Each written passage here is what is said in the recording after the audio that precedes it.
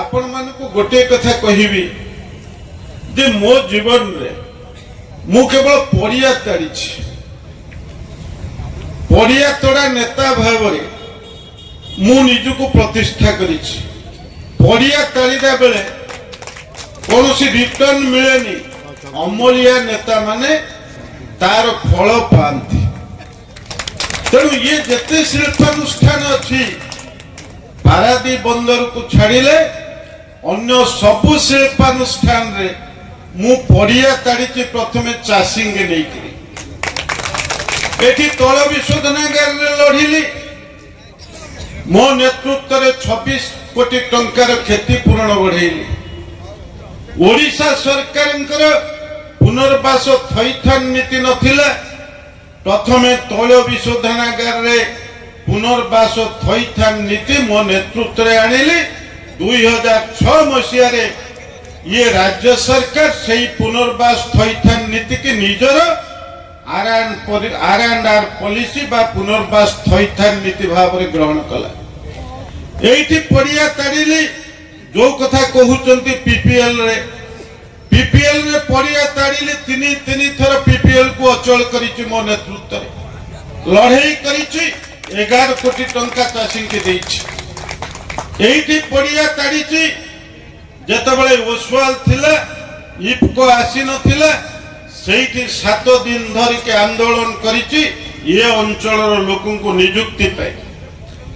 एठी पड़िया ताड़िछि इफको रे जेतबळे मुसाडिया जमीर मूल्य 3 लाख टंका थिला मु ताको 15 लाख करे एठी पड़िया ताड़िली जेतबळे एसआर स्टील प्लांट पई जमी अधिग्रहण हैला सरकार 10 लाख दउथला सेतबळे मो उद्यम रे ये अंचल चाषी 19 लाख 10 हजार पाइला एठी आज पेट्रोकेमिकल्स कॉम्प्लेक्स पई जो जमी जीवो सेई जमीर मूल्य जेतबळे मात्र एकर प्रति 5 लाख थिले मो उद्यम रे 13 लाख 57 हजार टंका रे पहुंचिला अपर पक्षरे पुणी 2013 मसीहार आईन अनुसार ये अंचल चाषी से जगह रे आउरी 100 कोटी रु ऊर्ध्व टंकार क्षतिपूरण पाइब से चेष्टा मोर जारी रही एठी आ गोटे कथा कहूची जेतबळे मु सांसद थिली एई पारादीप बंदर रो जेतबळे डीएलआर भाई मानको एठी पारादीप बंदर क्वार्टर दउनो थला मु प्रथमे मो उद्यम रे ए डीएलआर भाई मानको क्वार्टर दवार व्यवस्था करी एठी किछि मॉक क्लिनिक वर्कर्स जो माने